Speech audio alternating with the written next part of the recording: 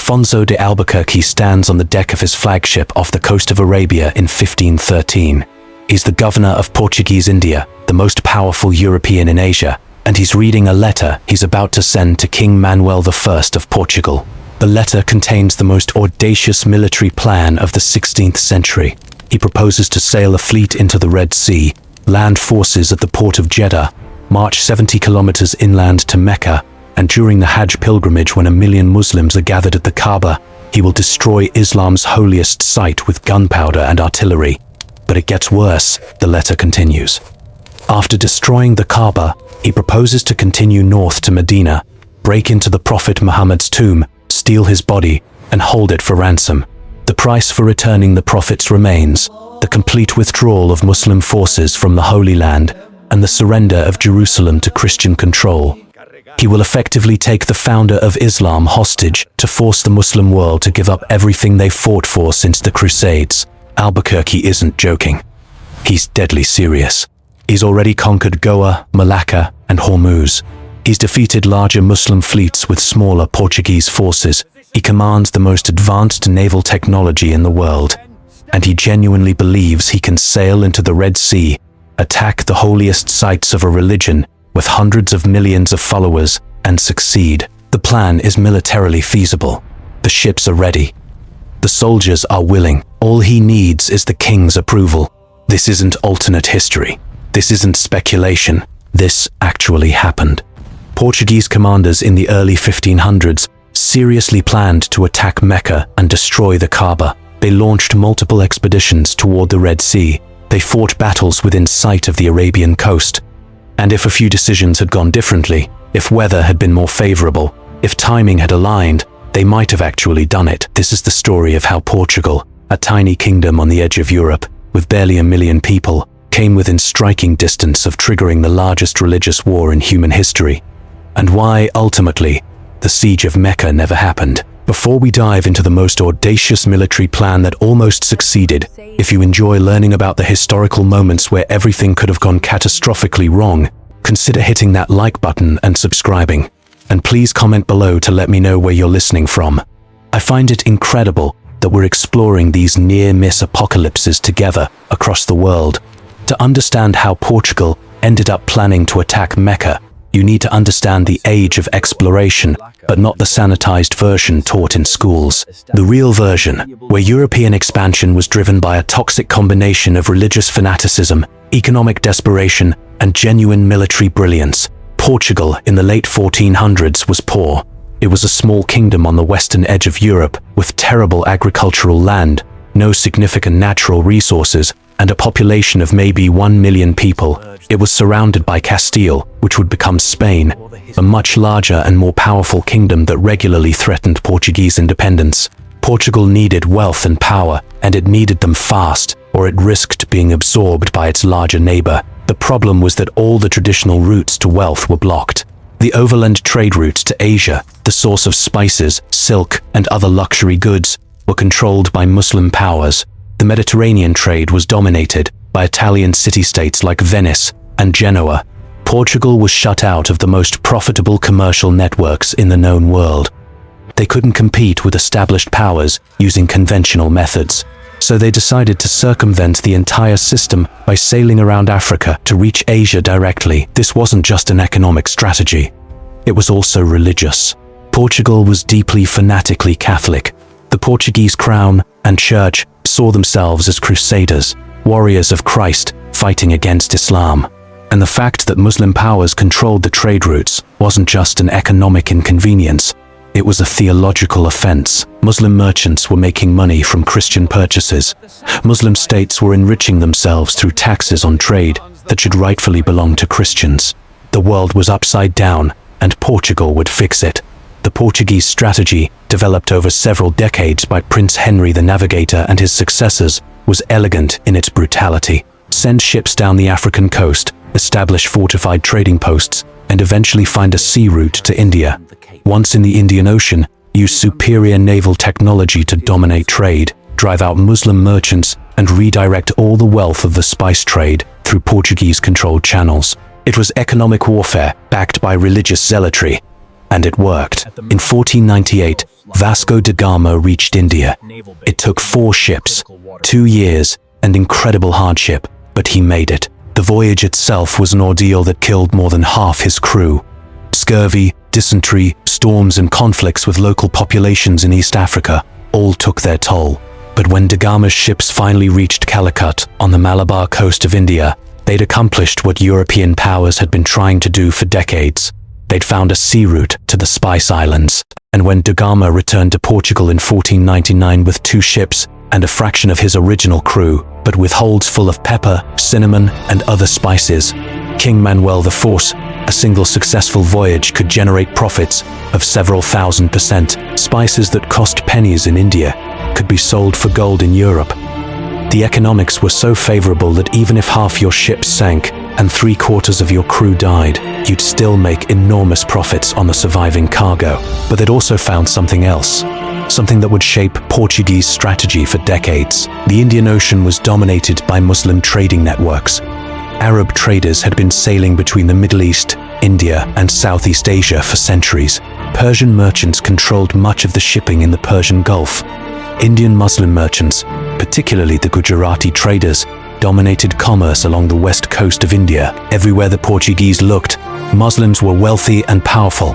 This enraged the Portuguese in a way that's difficult to understand if you don't grasp the depth of their religious fanaticism and the historical context of their national identity.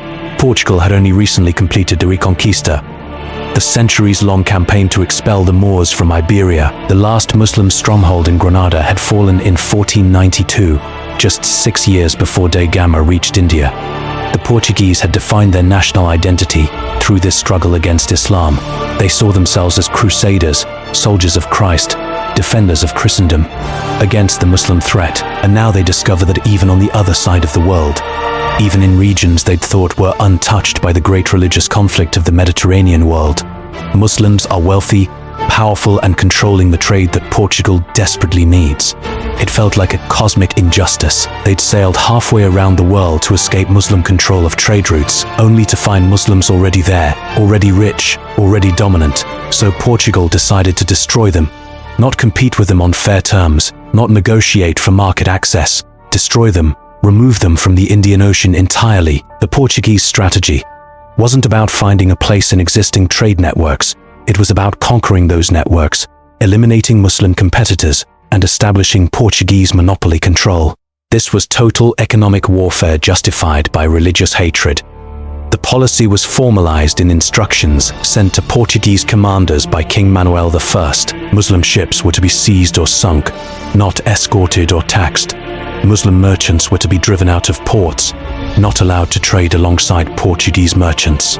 Muslim-ruled ports were to be conquered and their populations converted or expelled, not incorporated into a trading partnership.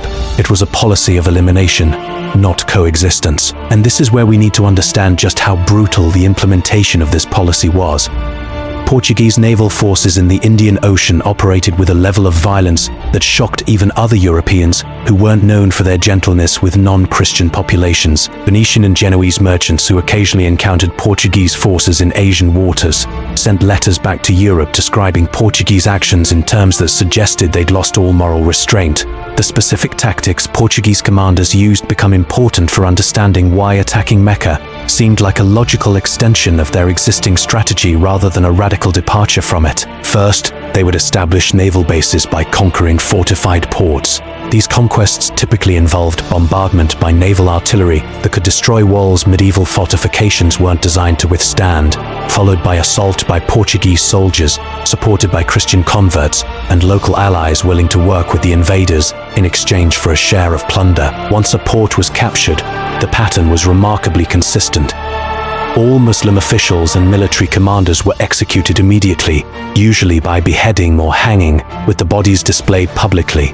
Wealthy Muslim merchants were given the choice of conversion to Christianity or death, though many who converted were killed anyway on suspicion of being insincere. The general Muslim population was forcibly converted, expelled, or in some cases massacred, depending on the strategic importance of the location and the temperament of the Portuguese commander. Christian converts, particularly those who accepted Portuguese authority early, were rewarded with property confiscated from Muslims. This created a class of collaborators who had a vested interest in Portuguese success and who could be relied upon to inform on resistance movements and help maintain control. These converts were often from lower castes or economically disadvantaged groups who saw Portuguese rule as an opportunity for social advancement at the expense of the existing Muslim elites. The second part of the Portuguese strategy was even more brutal. Naval patrols would hunt down Muslim trading vessels throughout the Indian Ocean. When a Muslim ship was encountered, Portuguese commanders rarely offered the option of surrender. They would simply attack with naval artillery, dismast the ship to prevent escape, then close for boarding. The cargo would be seized. The crew would typically be killed, either immediately by sword or by being thrown overboard. The ship itself would be burned, because Portuguese commanders wanted to physically reduce the number of Muslim vessels capable of carrying trade. The reasoning was purely economic. Every Muslim ship destroyed was one less competitor. Every Muslim merchant killed was one less person competing for the spice trade. Portuguese commanders understood that they couldn't compete with established Muslim trading networks on equal terms. Muslims knew the markets, spoke the languages, had existing relationships with suppliers and buyers. So rather than compete, Portugal eliminated the competition through systematic violence. But the violence wasn't just strategic, it was also performative and ideological. Portuguese commanders wanted Muslim merchants and sailors to be terrified of Portuguese forces. They wanted stories of Portuguese brutality to spread throughout the Indian Ocean so that Muslim traders would abandon the sea lanes and Portuguese ships could operate without competition. Terror was a weapon as important as cannons.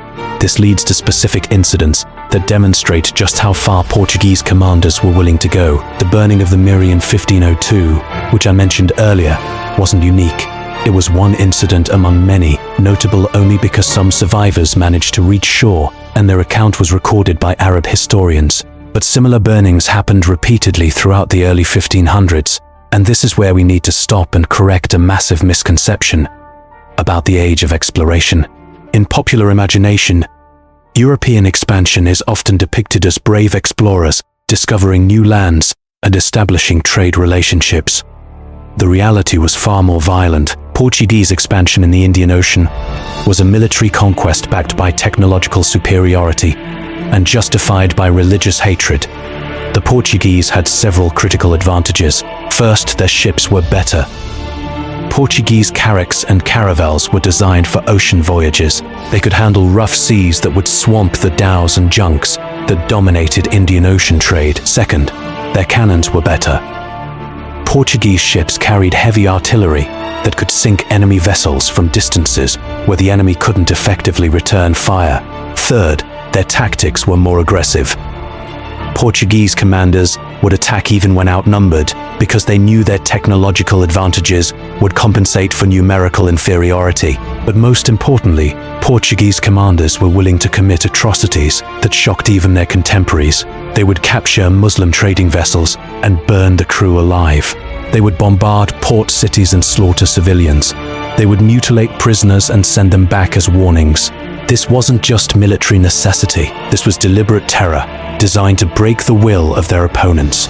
The architect of this strategy was Afonso de Albuquerque, who became governor of Portuguese India in 1509. He was a military genius, a religious fanatic, and one of the most brutal colonial administrators in history. He understood that Portugal didn't have the population or resources to conquer and hold large territories in Asia.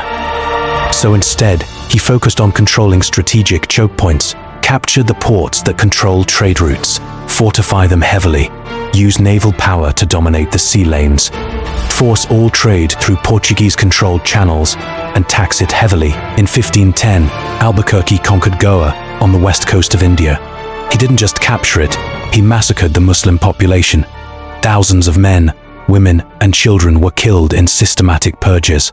Portuguese soldiers went house to house, executing anyone who looked Muslim or refused to convert to Christianity. Albuquerque wanted Goa to be a Portuguese city, not a conquered Indian city with Portuguese rulers.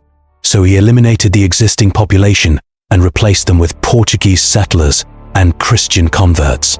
In 1511, he conquered Malacca, one of the most important trading ports in Southeast Asia.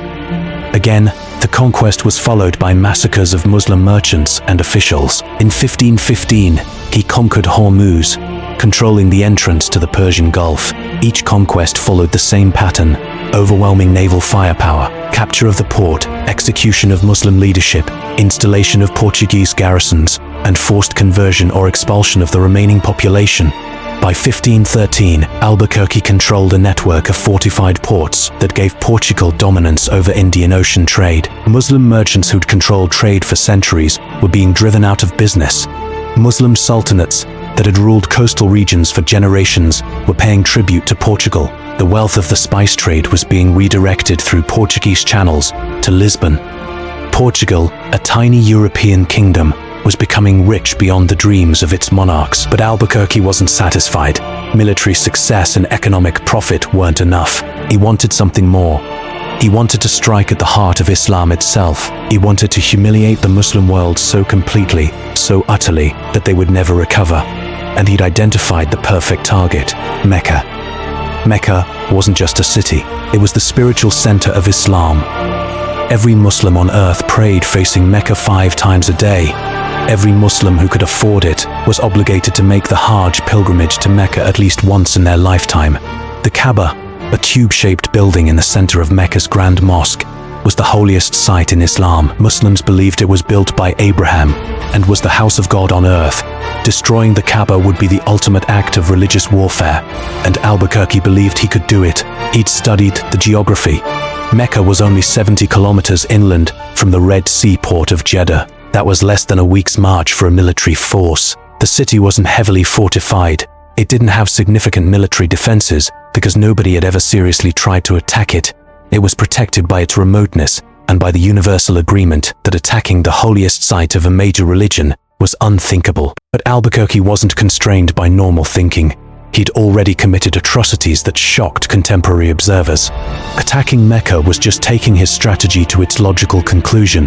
The plan, as outlined in his letters to King Manuel I and in correspondence with other Portuguese commanders, was elaborate but militarily feasible given Portuguese commanders, was elaborate but militarily feasible given Portuguese commanders, was elaborate but militarily feasible given Portuguese commanders, was elaborate but militarily feasible given Portuguese commanders. The plan had multiple stages, each of which Albuquerque had carefully thought through, based on his experience conquering other fortified positions. First stage: assemble an invasion fleet of 20-30 ships. This wasn't an arbitrary number. Albuquerque calculated that 20 ships could carry about 3,000 Portuguese soldiers, plus artillery, supplies and equipment for an extended campaign. 30 ships would provide redundancy in case some were lost to storms or combat. The fleet would include carracks for carrying troops and supplies, smaller caravels for scouting and shallow water operations, and perhaps a few galleons for heavy naval combat if they encountered Ottoman or Mamluk fleets. The ships would need to be prepared specifically for Red Sea operations. This meant ensuring they had experienced pilots who understood coral reef navigation, carrying extra anchors and rope in case they needed to warp through difficult passages, and stockpiling enough food and water for several months at sea with no opportunity to resupply. Albuquerque had already identified potential staging points along the Arabian coast where Portuguese forces could stop to take on water before the final approach to Jeddah. Second stage: navigate the Red Sea. This was one of the most dangerous parts of the plan. The Red Sea was notorious for unpredictable winds, strong currents and treacherous coral reefs that could rip open a ship's hull if the pilot didn't know exactly where the deep channels were. European ships had almost no experience in these waters. The few attempts by Portuguese and Venetian vessels had often ended in disaster, with ships grounded on reefs or driven onto shore by sudden wind shifts. But Albuquerque had been gathering intelligence about Red Sea navigation for years. He interrogated every captured Muslim sailor who'd sailed those waters. He purchased or seized Arabic maritime charts from captured ships. An attack during pilgrimage would mean every Muslim community would have personal connections to the victims. It would make the atrocity personal and immediate in a way that attacking an empty city couldn't achieve. Moreover, attacking during Hajj would maximize the symbolic impact. The Hajj rituals included circumambulating the Kaaba, the most sacred act in Islam. Portuguese forces destroying the Kaaba while pilgrims performed these rituals, would be the ultimate religious desecration, a violation so profound that Muslims would remember it for generations. Albuquerque understood psychological warfare. He wanted to break Muslim morale so completely that they would lose the will to resist Portuguese expansion. Fifth stage, march inland to Mecca. This was the most dangerous military operation in the plan, 70 kilometers through hostile territory and desert heat, with a supply line stretching back to Jeddah. The march would take 4 to 5 days for an army moving with artillery and supplies. They would be vulnerable to guerrilla attacks from local tribes and whatever military forces the Sharif of Mecca could assemble. Water would be scarce, heat exhaustion would be a constant threat. But Albuquerque had studied the terrain using intelligence gathered from captured sailors and merchants who'd made the pilgrimage. He knew there were wells along the caravan routes. He knew the terrain was mostly flat desert that wouldn't provide cover for large-scale ambushes. He knew that local military forces in the Hijaz region were poorly organized compared to Portuguese soldiers who'd fought in dozens of sieges and battles with proper preparation and disciplined marching. He believed 3,000 Portuguese soldiers could reach Mecca and overcome whatever resistance they encountered. Sixth stage, besiege and bombard Mecca. Once Portuguese forces surrounded the city, they would set up artillery positions and begin systematic destruction.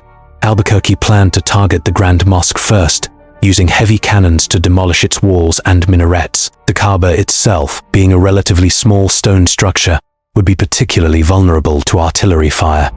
A few direct hits from a heavy cannon firing stone balls weighing several hundred pounds would reduce it to rubble. The bombardment would continue for as long as necessary to break any organized resistance and create enough destruction to achieve the mission's objectives. Albuquerque estimated 2 to 3 days of constant shelling would be sufficient.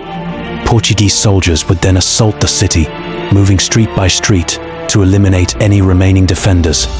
Pilgrims who tried to flee would be hunted down. Those who surrendered would be held as prisoners initially, though Albuquerque's letters suggest he intended to execute most of them later to prevent them from reorganizing resistance. Seventh stage, systematically destroy Islamic holy sites.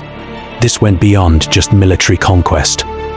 Albuquerque wanted to physically erase the structures Muslims venerated. After capturing the Grand Mosque, Portuguese engineers would plant gunpowder charges at the foundations of the remaining structures and blow them up.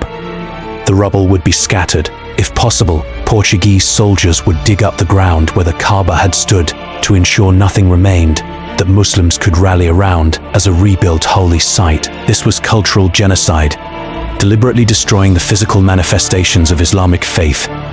Eighth stage massacre pilgrims. Albuquerque's letters are explicit about this. He didn't intend to take prisoners for ransom or allow pilgrims to leave peacefully after witnessing the destruction. He ordered that pilgrims be killed systematically. The goal was to maximize casualties among Muslims from every region of the Islamic world, ensuring that news of the atrocity would spread everywhere. Portuguese soldiers would hunt down pilgrims trying to escape into the desert. They would search buildings for hidden refugees. They would be thorough and merciless. Ninth stage, continue to Medina. With Mecca destroyed, Albuquerque planned to march the army north to Medina, Islam's second holiest city. Medina was where Prophet Muhammad was buried. The tomb was housed in a structure called the Prophet's Mosque, which had become a major pilgrimage site. Albuquerque proposed to break into the mosque, locate the Prophet's tomb, open it, and steal the remains. This wasn't random desecration. It was strategic hostage-taking. With the Prophet's physical remains in Portuguese custody, Albuquerque believed he could dictate terms to the entire Muslim world. He would threaten to destroy the remains, to burn them, to throw them into the sea, unless Muslim rulers agreed to his demands. He specifically wanted the complete withdrawal of Muslim forces from the Holy Land and the surrender of Jerusalem to Christian control.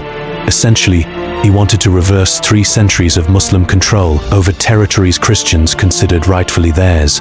10th stage, retreat to Jeddah and return to Portuguese India. After accomplishing these objectives, Portuguese forces would march back to Jeddah with their captives and stolen relics, board their ships, and sail back through the Red Sea to the Indian Ocean. Albuquerque acknowledged this would be the most dangerous phase because Muslim forces would be hunting them. Ottoman and Mamluk fleets would be mobilized. Arab tribes would attack supply lines. The Portuguese fleet would need to fight its way back through the Red Sea while protecting the Prophet's remains and whatever prisoners they'd taken, but Albuquerque believed the risk was worth it if the plan succeeded. If Portuguese forces destroyed the Kaaba and captured the Prophet's body, Portugal would have leverage over the entire Muslim world. They could demand concessions, territorial surrenders, commercial treaties, whatever they wanted, and if Muslim rulers refused, Portugal could threaten further attacks on Islamic holy sites. With naval superiority in the Indian Ocean, Portuguese forces could return to the Red Sea anytime they wanted. The threat would be perpetual.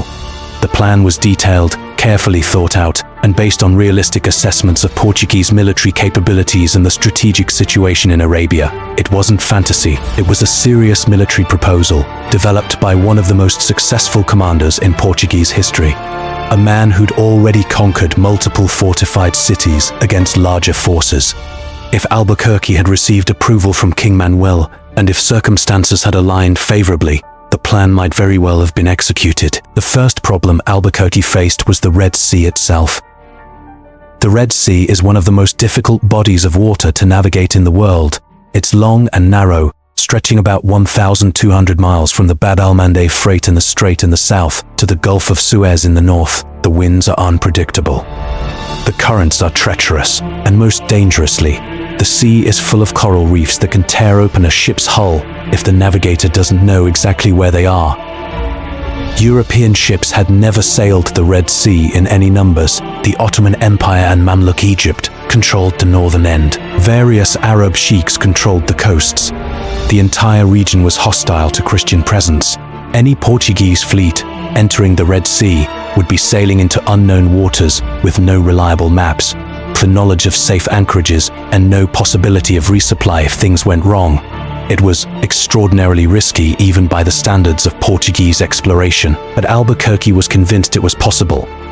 He'd obtained information from captured Muslim sailors and merchants about Red Sea navigation. He'd interrogated Christian slaves who'd been taken from European ships and forced to serve on Muslim vessels.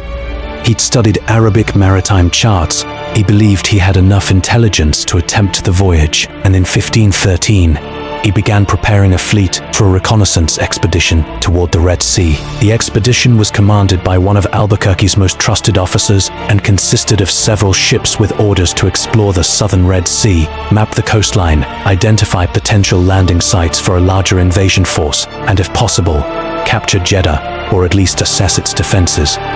It was supposed to be reconnaissance, not a full invasion, but Portuguese commanders had a tendency to exceed their orders when they smelled opportunity. The fleet made it as far as the Bab el-Mandeb Strait, the narrow passage between the Red Sea and the Gulf of Aden, and there they encountered a problem nobody had anticipated. An Ottoman Egyptian fleet was patrolling the strait. The Mamluks, who ruled Egypt at the time, had received intelligence about Portuguese intentions. They knew the Portuguese were interested in the Red Sea. They knew about the attacks on Muslim shipping in the Indian Ocean, and they'd positioned a fleet to block any Portuguese attempt to enter the Red Sea. The resulting naval battle was inconclusive. The Portuguese had better ships and cannons. The Mamluks had more ships and knowledge of local waters. Both sides inflicted casualties, but neither achieved a decisive victory. The Portuguese commander, faced with an alert enemy, damaged ships, and the knowledge that he was far from any friendly port, decided to withdraw. The reconnaissance expedition returned to Portuguese India without entering the Red Sea proper. Albuquerque was furious, but not discouraged. He'd proven it was possible to reach the entrance to the Red Sea. The next expedition would be larger, better prepared, and more aggressive. He began planning a full-scale invasion fleet, assembling ships, recruiting soldiers, and gathering supplies, but he faced opposition from an unexpected source. King Manuel the King had received Albuquerque's letters describing the plan to attack Mecca and steal the Prophet's body, and Manuel's reaction was complicated. On one hand, he was a devout Catholic who'd expelled Jews from Portugal and supported the Inquisition. He hated Muslims as enemies of Christianity. The idea of striking at the heart of Islam appealed to his religious fanaticism. On the other hand, he was a king responsible for a small kingdom with limited resources, and he could do basic math. Portugal had maybe 1 million people, The Muslim world had at least 100 million. If Portugal attacked Mecca, the response wouldn't be limited to the Indian Ocean. Every Muslim ruler from Morocco to Indonesia would declare war on Portugal. Muslim armies would attack Portuguese territories in North Africa. Muslim fleets would raid Portuguese shipping. Muslim merchants would embargo Portuguese trade. Portugal would face a global war against an enemy that vastly outnumbered them. Even if the attack on Mecca succeeded militarily, the strategic consequences could destroy Portugal. The kingdom's wealth came from trade. If that trade was cut off by a Muslim embargo and counter-blockade, Portugal's economy would collapse. The fortified ports in the Indian Ocean could be isolated and starved into surrender. Portuguese ships at sea would be hunted by every Muslim naval force on earth. It would be catastrophic. King Manuel sent letters to Albuquerque with mixed messages.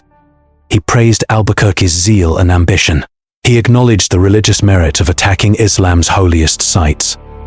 But he also urged caution. He suggested that perhaps a less provocative strategy might be more sustainable. Maybe focus on controlling trade rather than destroying religious sites. Maybe avoid triggering a global religious war that Portugal couldn't win. Albuquerque interpreted these letters as bureaucratic timidity. He believed the king lacked the vision to understand what was possible. He continued planning the Red Sea expedition, convinced that once it succeeded, the king would see the wisdom of his strategy. This was the mindset of a man who'd conquered half a dozen fortified cities against impossible odds. He believed his will and his faith could overcome any obstacle. But fate intervened.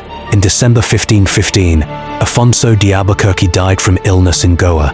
He was 62 years old, worn out from decades of warfare and tropical diseases. His last letters still contained plans for the Red Sea expedition. He died believing it would happen, that his successor would carry out his vision. The Mecca would fall to Portuguese artillery, and the Muslim world would be forced to its knees. His successor as governor of Portuguese India was Lopo Soares de Albergaria, a competent administrator, but not a visionary fanatic like Albuquerque. Albergaria looked at the plan to attack Mecca and made a rational calculation. The risks vastly outweighed the potential rewards. Even if the attack succeeded, the consequences would be catastrophic for Portuguese interests. Better to focus on consolidating what they already controlled, rather than gambling everything on a grandiose scheme. The plan to attack Mecca was quietly shelved.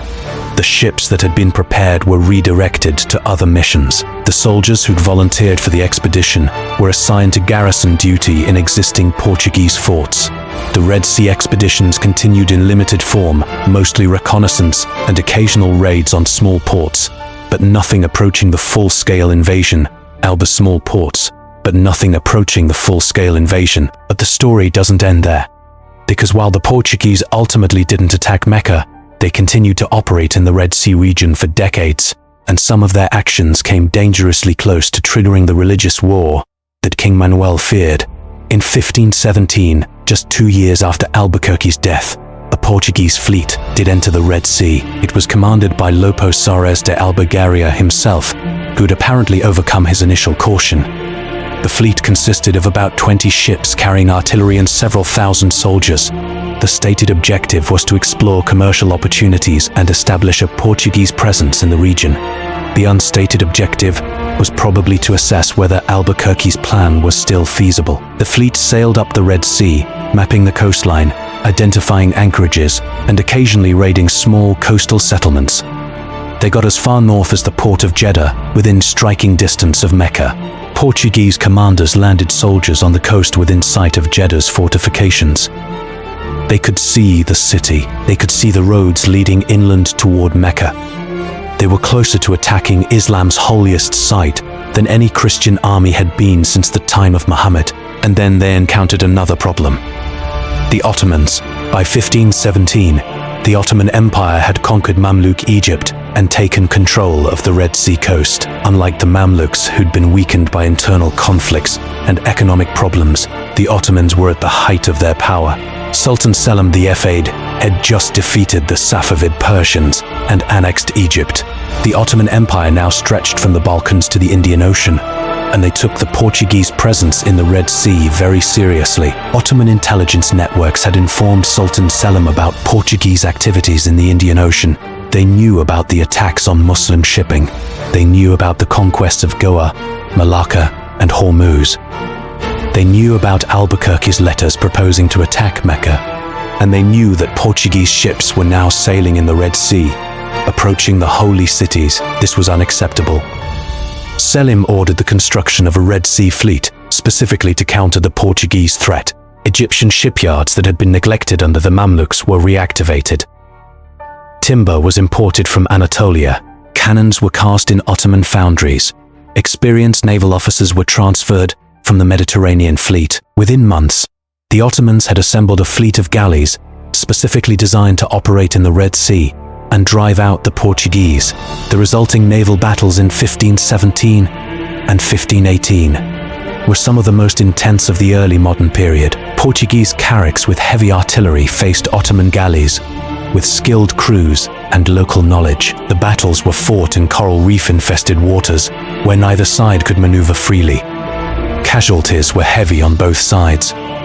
Ships were sunk, crews drowned. Artillery duels continued for hours with neither side gaining decisive advantage. But ultimately, the Ottomans won through attrition.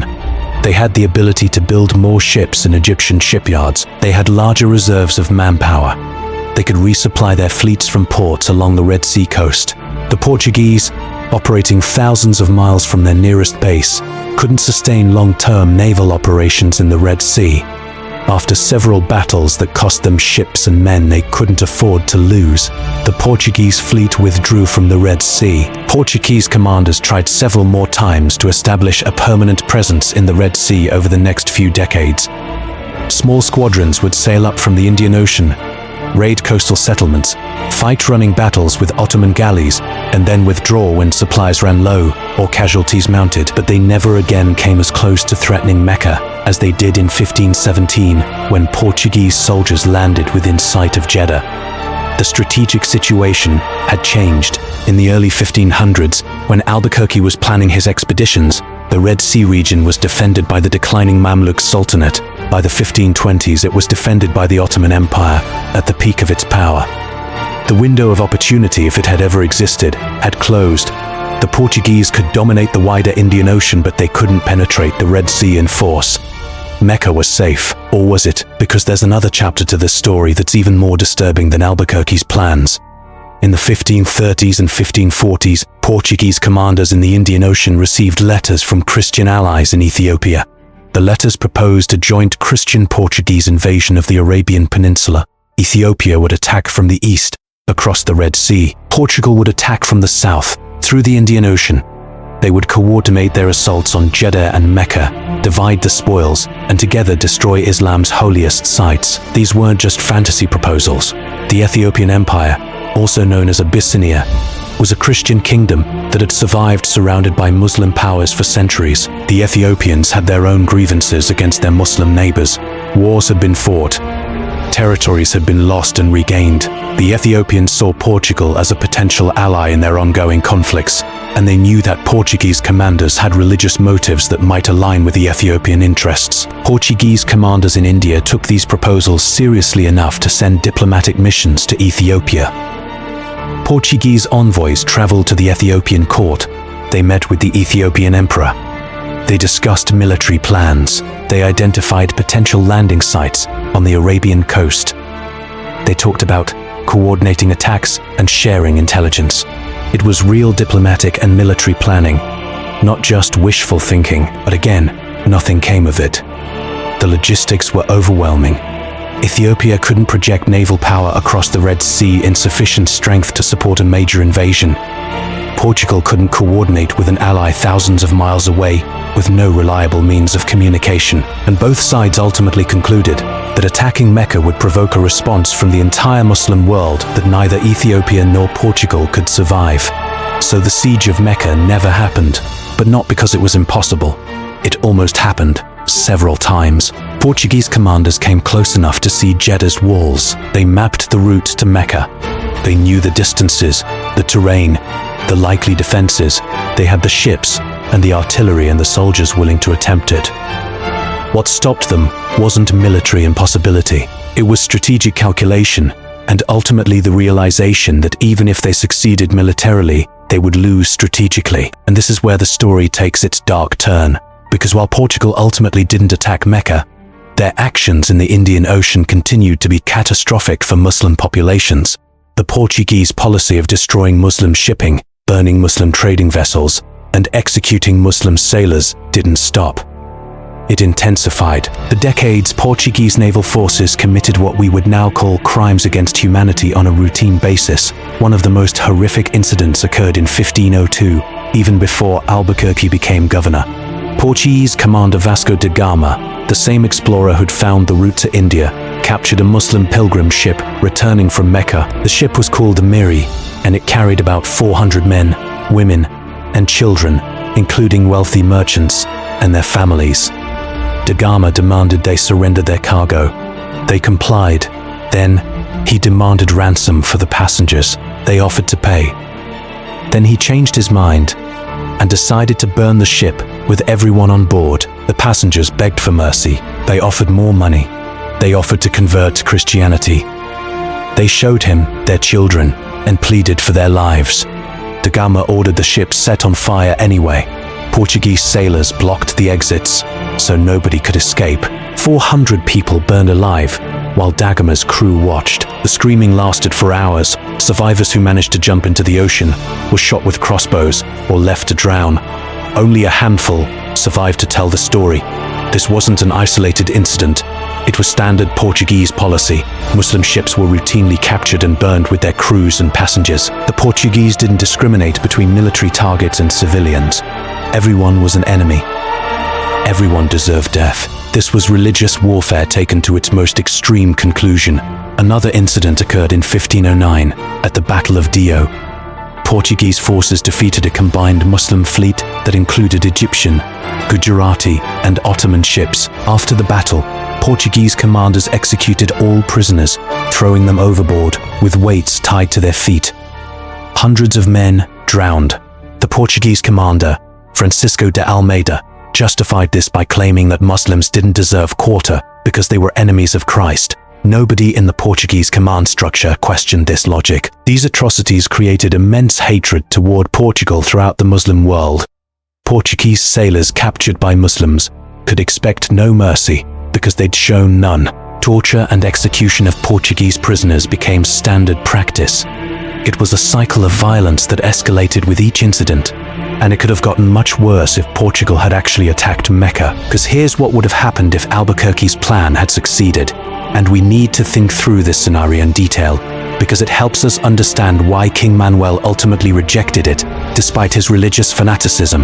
Imagine Portuguese forces capturing Mecca in 1514-15. Imagine them destroying the Kaaba during Hajj. Imagine them killing tens of thousands, possibly hundreds of thousands of pilgrims in the Grand Mosque and surrounding areas.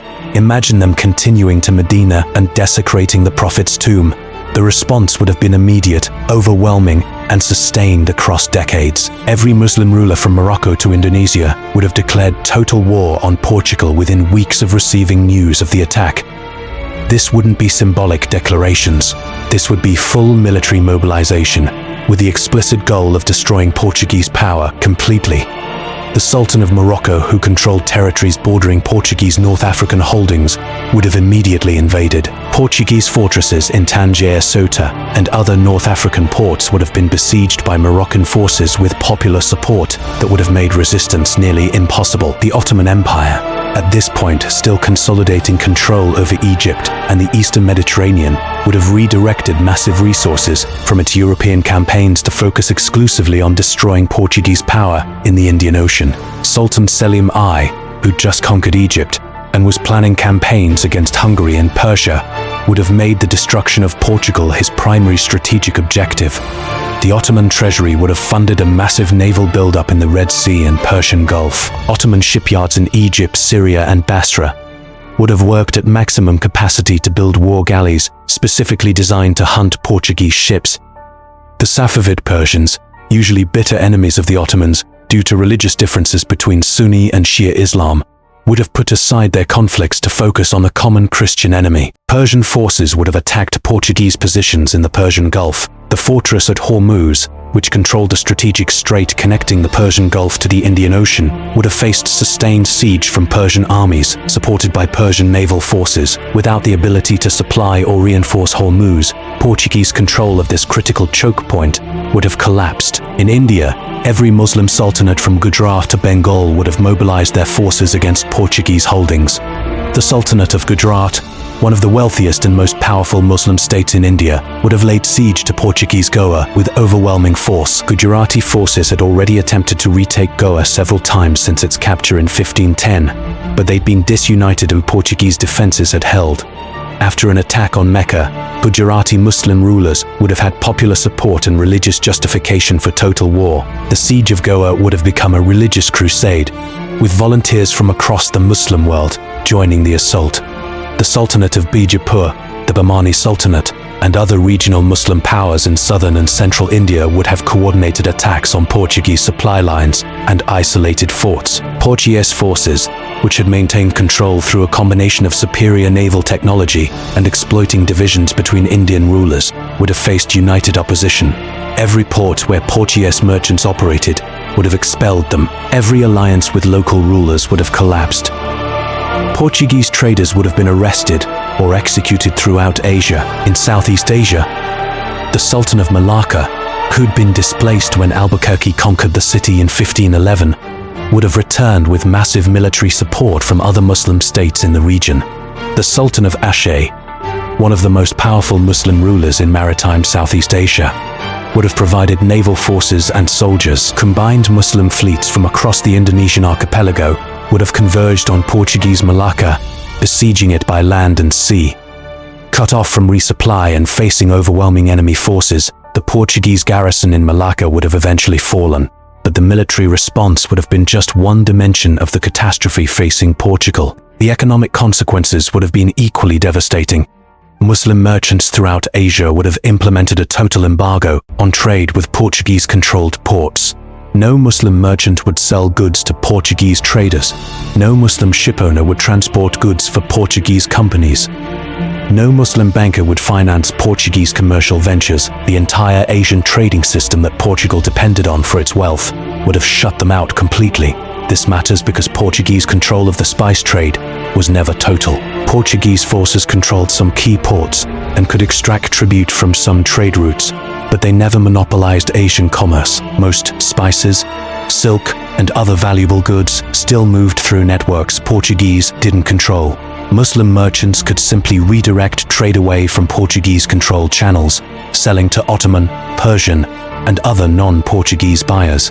Within a year or two of an attack on Mecca, Portuguese commercial revenues from Asia would have collapsed. The financial impact would have cascaded back to Portugal itself. The kingdom's economy had become increasingly dependent on Asian trade revenues. The crown used profits from the spice trade to fund government operations, pay for European wars, and maintain the nobility support. Without those revenues, King Manuel would have faced a fiscal crisis. He'd be unable to pay soldiers in North Africa, unable to fund naval expeditions, unable to maintain the network of fortified ports that Portuguese power depended on. The economic foundation of Portuguese imperial expansion would have crumbled. In Europe, Portugal would have faced diplomatic isolation even from other Christian powers. Yes, European kingdoms were Christian, and many had their own grievances with Muslim powers, but they also had pragmatic interests. Venice traded extensively with Ottoman territories. French kings sometimes allied with the Ottomans against the Habsburgs. England sought commercial opportunities wherever they could find them. None of these powers would have supported Portugal in a war that Portugal started through what even other Christians would have considered an unjustifiable atrocity. Attacking Mecca during Hajj, killing hundreds of thousands of pilgrims, and desecrating the Prophet's tomb would have horrified many European Christians. Even as it might have pleased religious fanatics, the Pope might have issued a statement supporting Portugal's crusading spirit, but he wouldn't have provided military aid. Spain, Portugal's neighbor and rival, might have publicly supported Portugal while privately hoping Portuguese territories. France and England would have remained neutral or even opportunistically supported Muslim powers against Portugal if it served. And then there's the question of what would have happened to Portugal itself, with Portuguese military forces committed to holding isolated fortresses in Asia and North Africa. with Portuguese revenues collapsing due to trade disruption, with Portuguese enemies mobilized for total war, Spain would have had an unprecedented opportunity. The Spanish kingdoms had only recently unified under Ferdinand and Isabella. They'd completed the Reconquista the same year Columbus reached the Americas. They were ambitious, expansionist, and perfectly positioned to absorb Portugal if it weakened sufficiently. Spanish forces could have invaded Portugal from the east, with Portuguese military resources stretched thin across multiple continents. Portugal wouldn't have had sufficient forces to defend the homeland.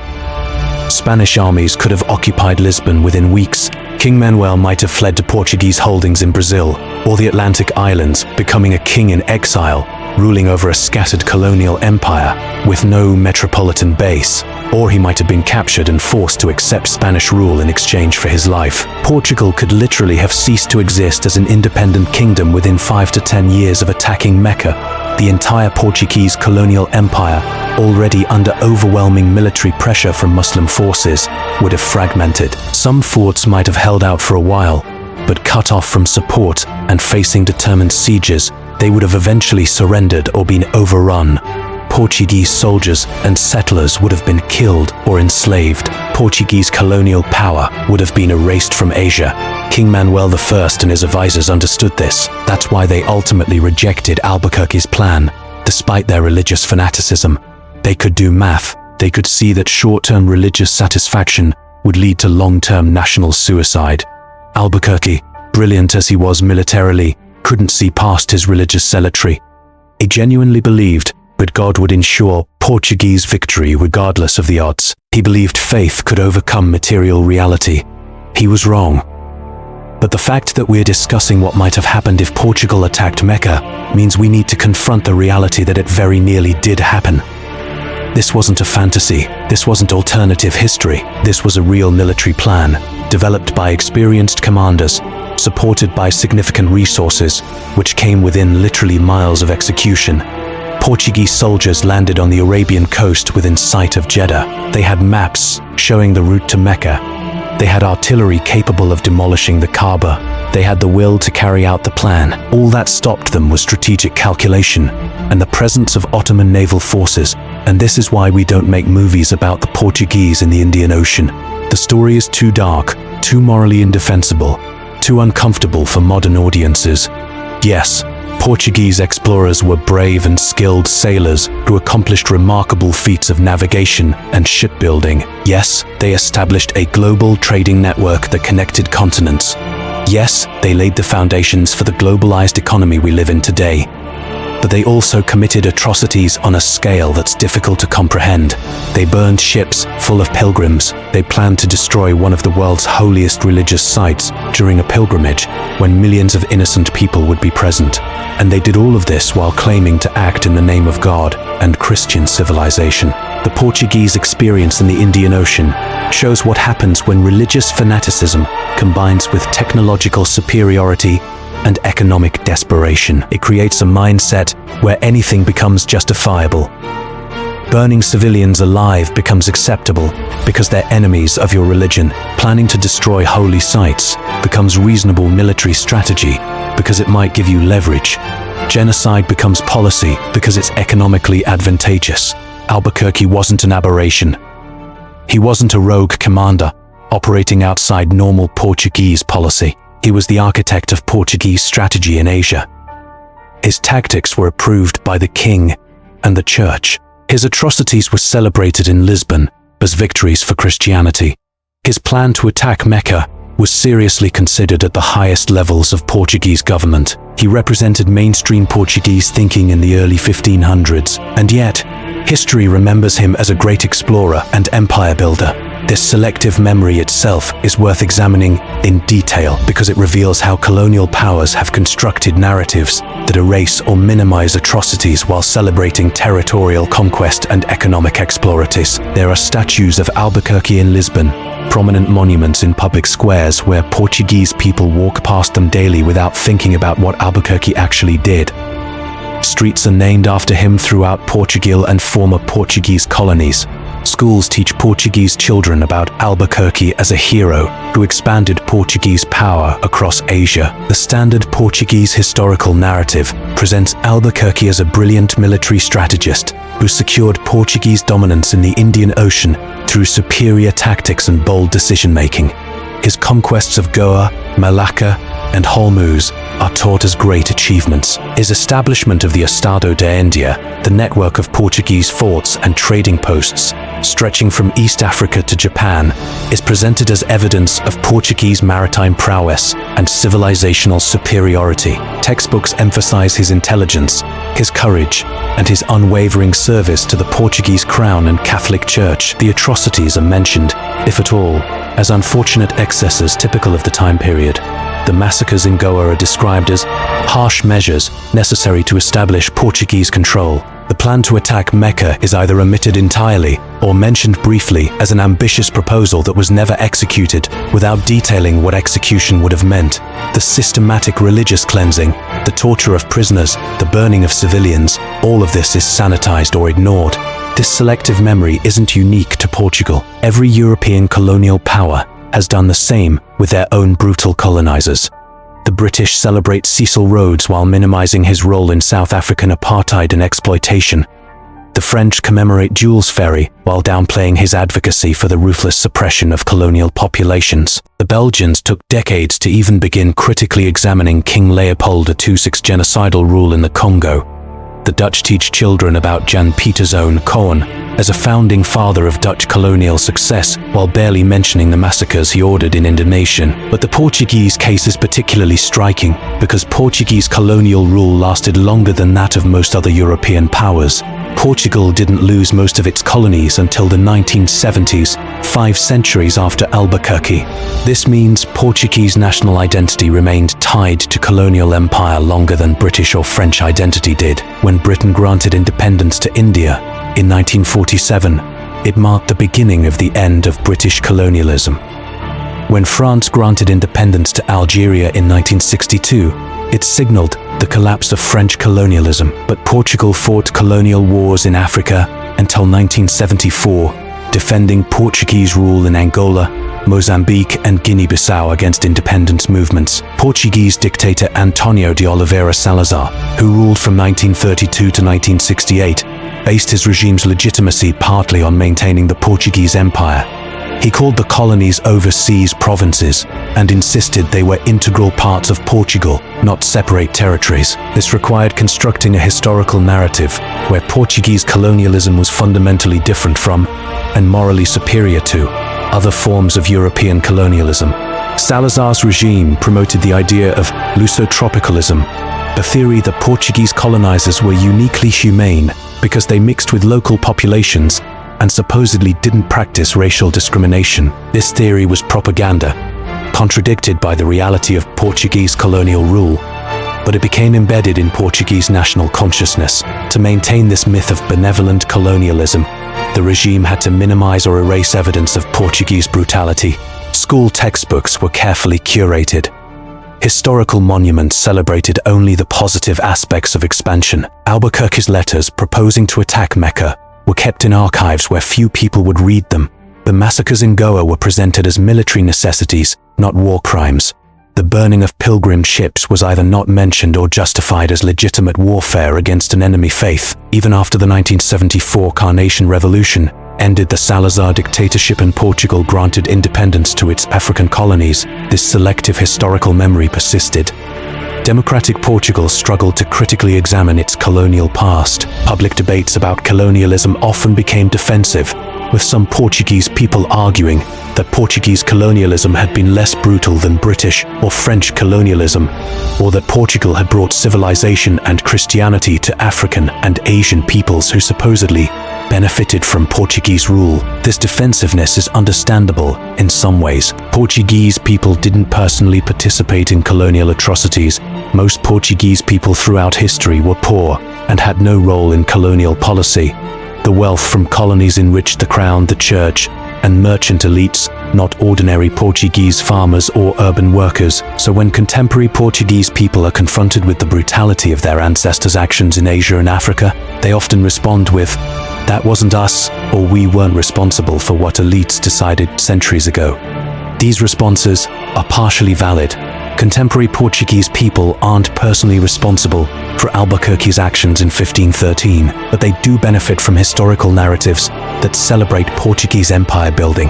While minimizing its violence, they do live in a country whose capital city was enriched by colonial wealth extracted through forced labor, massacres, and economic exploitation. They do have national monuments celebrating colonizers who committed atrocities, and they do have a responsibility to accurately remember that history, rather than selectively forgetting the uncomfortable parts.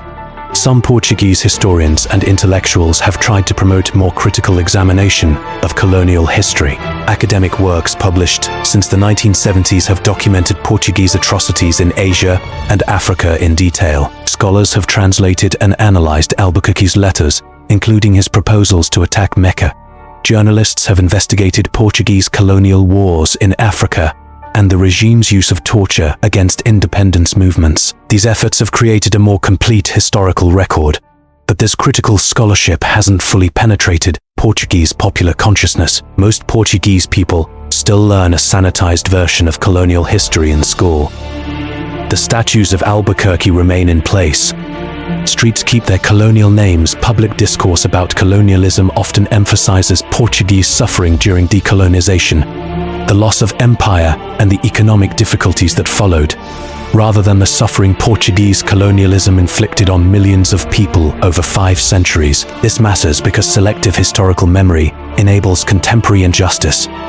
When Portugal celebrates Albuquerque without acknowledging his atrocities, it sends a message that territorial conquest and economic exploitation are admirable as long as they succeed. When Portugal minimizes colonial violence, it makes it easier to ignore how that violence created lasting inequalities that persist today. Former Portuguese colonies in Africa are among the poorest countries on earth, partly because Portuguese colonial rule extracted wealth without investing in infrastructure, education, or economic development. The Lusophone world's economic and social problems can't be understood without acknowledging the predatory nature of Portuguese colonialism, and the plan to attack Mecca, even though it was never executed, reveals something important about the mindset that drove Portuguese expansion. Albuquerque wasn't proposing to destroy the Kaaba for strategic territorial gain.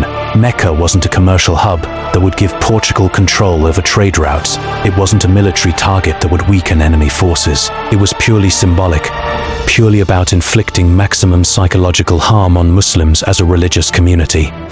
The goal was religious humiliation and terror. That's not empire building. That's religious terrorism planned and nearly executed by state actors.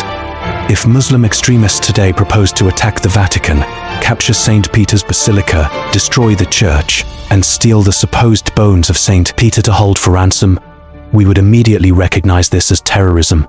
If they detailed plans to do this during Easter when St. Peter's Square was crowded with pilgrims, massacre as many Christians as possible to maximize the psychological impact, we would call it genocide. If they assembled ships and weapons and came within miles of executing this plan before being stopped by military force, we would remember it as one of the most dangerous near-miss catastrophes in history. But when a Christian power plans exactly this against Muslim holy sites, it's often presented as an ambitious military proposal by a bold commander that was wisely rejected by cautious leadership.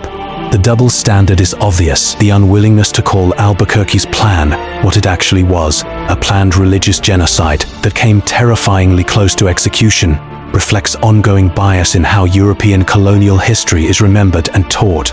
This isn't just about historical accuracy for its own sake.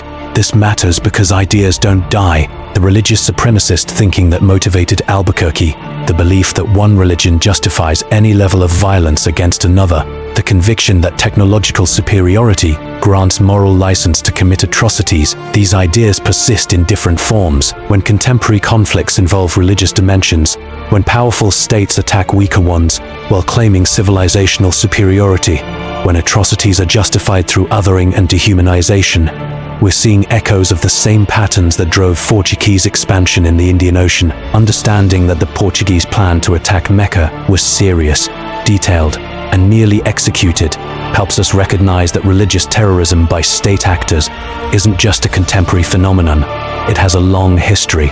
European colonial powers routinely used religious justifications for violence that we would now call terrorism. The Portuguese burning pilgrim ships full of civilians, the Spanish forcing indigenous populations to convert or die, the various European crusades and religious wars, all of these fit modern definitions of terrorism, violence against civilians designed to achieve political goals through fear.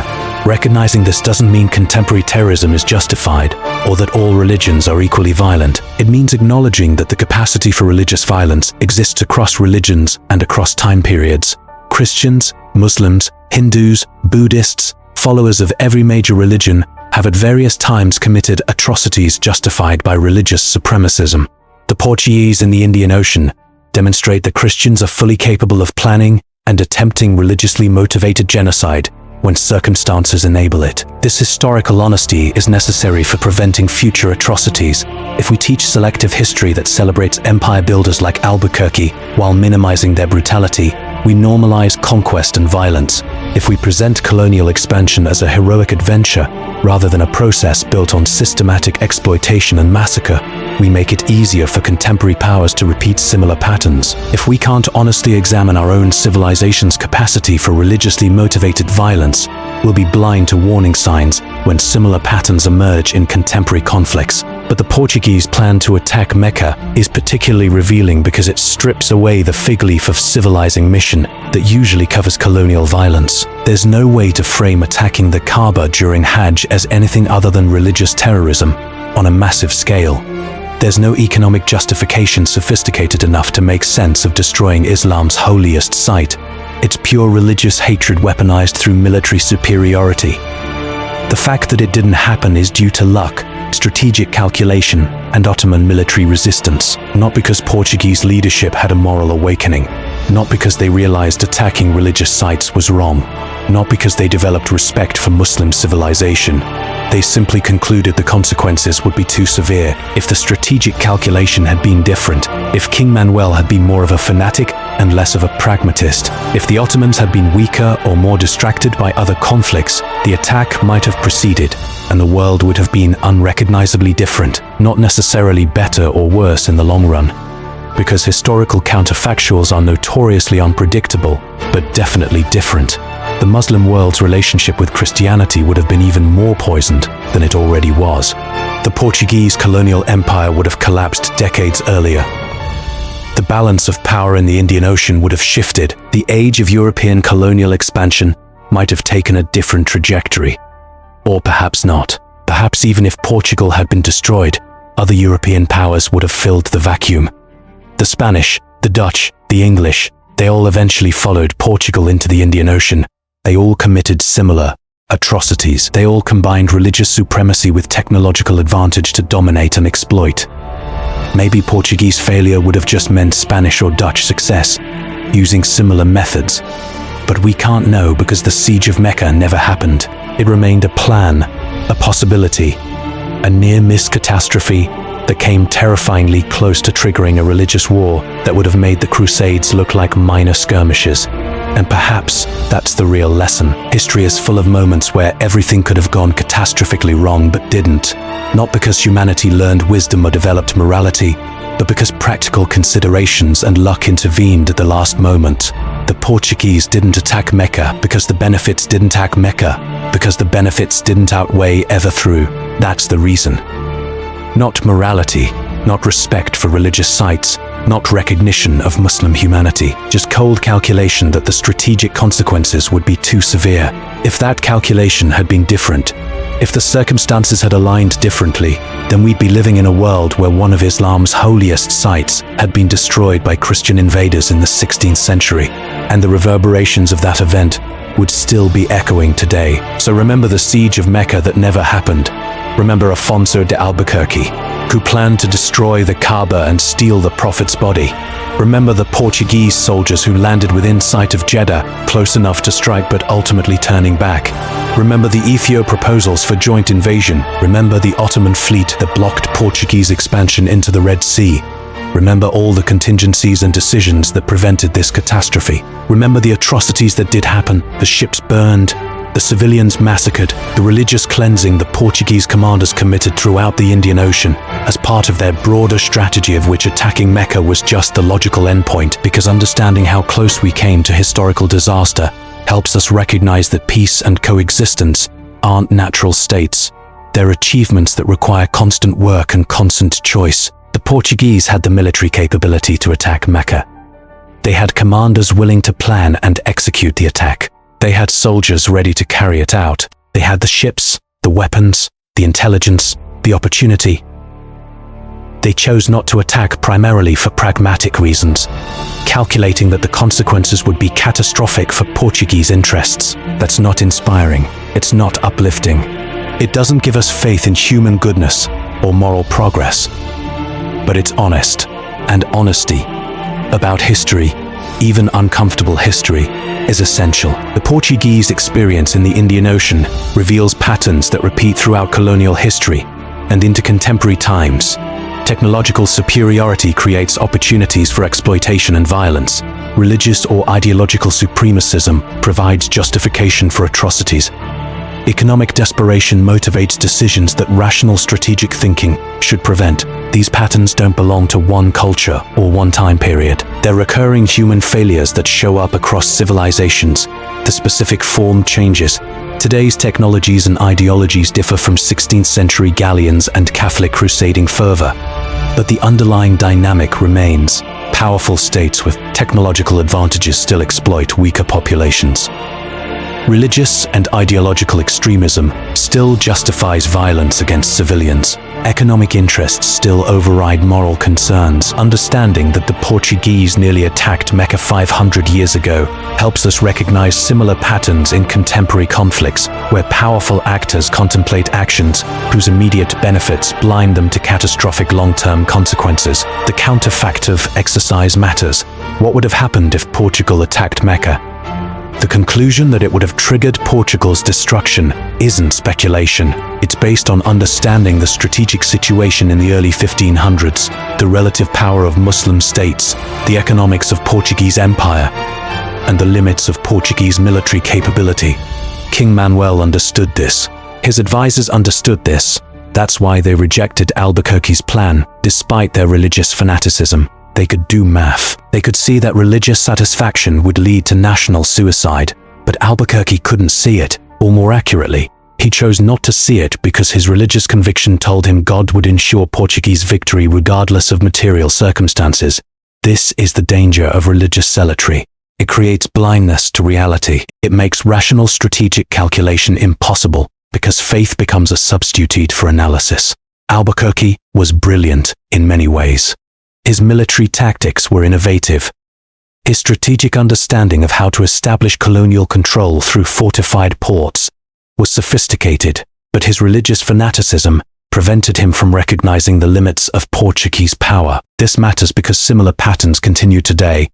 Leaders who make decisions based on ideological conviction rather than realistic assessment of capabilities and consequences. Commanders who believe their civilization's superiority guarantees victory. Politicians who start wars they can't win because faith or ideology blinds them to reality. Albuquerque in 1513 isn't so different from other leaders throughout history who've led their nations into catastrophic conflicts through combination of arrogance, supremacism, and refusal to acknowledge limitations. The Portuguese ultimately didn't attack Mecca, but they continued their brutal policies in the Indian Ocean for another century. The systematic destruction of Muslim shipping, the massacres of civilian populations, the religious cleansing of conquered territories, all of this continued long after Albuquerque died. Later, Portuguese commanders were more cautious about triggering total war with the entire Muslim world, but they maintained the same basic strategy of using terror and violence to dominate trade. It worked in the short term, generating enormous profits for the Portuguese crown and merchant class. In the long term, it created hatred that poisoned relations between Christian Europe and the Muslim world for centuries. And that legacy persists. Contemporary conflicts in the Middle East, North Africa, and parts of Asia still carry echoes of colonial-era religious warfare. The anger many Muslims feel toward Western powers isn't just about contemporary policies. It's rooted in historical memory of centuries of European colonialism that combined religious supremacism with military violence and economic exploitation. The Portuguese atrocities in the Indian Ocean, the Dutch colonial rule in Indonesia, the British imperial policies in the Middle East and South Asia, the French colonization of North Africa. All of this created wounds that haven't healed. When Western political leaders express surprise that military interventions in Muslim-majority countries face fierce resistance, when they claim not to understand why their proclaimed intentions to bring democracy and development are met with suspicion and hostility, they're revealing either ignorance or deliberate erasure of colonial history. Of course, populations that experienced centuries of exploitation by powers claiming civilizational superiority don't trust new claims of benevolent intervention. Of course, Muslims whose ancestors experienced Portuguese and other European powers planning to destroy their holiest sites have historical memories that shape contemporary attitudes. This doesn't justify contemporary attitudes. This doesn't justify contemporary terrorism or violence. Historical grievances don't make attacking civilians acceptable. But understanding this history makes contemporary conflicts comprehensible in ways that ahistorical narratives can't. The claim that terrorists hate us for our freedom, or that religious extremism is an irrational force divorced from historical context, falls apart when you understand that Portuguese commanders seriously planned to destroy Islam's holiest sites and massacred Muslim civilians as policy for decades. The selective memory matters. The refusal to honestly teach colonial history matters. The siege of Mecca that never happened is ultimately a story about the contingency of history and the importance of strategic calculation in preventing catastrophic religious warfare. It didn't happen not because people suddenly developed moral enlightenment or respect for other religions, but because rational actors concluded the consequences would be unbearable. That's not the lesson we want from history. We want to believe humanity progresses morally, that we learn wisdom through experience, that civilization means developing restraint born from ethical understanding rather than just tactical calculation. But the Portuguese experience suggests otherwise. The same crown that rejected Albuquerque's plan to attack Mecca continued to approve massacres of Muslim civilians elsewhere. The same church that might have been uncomfortable with attacking Islam's holiest sites blessed the Inquisition and the forced conversion of populations throughout Portuguese colonies. The same Portuguese society that produced brilliant navigators and skilled shipwrights also produced commanders who burned ships full of pilgrims. There was no moral progress, just pragmatic decisions about which atrocities were sustainable and which would trigger unmanageable consequences. So the final lesson is perhaps the most uncomfortable. Human capacity for religiously motivated violence hasn't disappeared. It's been constrained by strategic calculation, international norms built on mutual recognition that certain provocations trigger responses nobody can survive, and sometimes just luck. But the underlying capacity persists. The technologies change. The specific religions and ideologies shift. The rhetoric updates, but the pattern of powerful actors using religious or ideological supremacism to justify violence against weaker populations continues. Understanding Portuguese plans to attack Mecca helps us recognize this pattern isn't historical curiosity. It's an ongoing human problem requiring constant vigilance and active choice to prevent. Because Albuquerque's plan could be revived in different forms. Not literally attacking Mecca with 16th century galleys and cannons, obviously, but the underlying logic, using violence against religious sites or populations to achieve political objectives, threatening what others hold sacred to extract concessions, planning systematic atrocities against civilians, justified by religious difference. All of this remains possible. The restraints that stopped Albuquerque aren't permanent. They're maintained through choices that each generation must make about whether to pursue short-term religious or ideological satisfaction at the cost of long-term catastrophic conflict.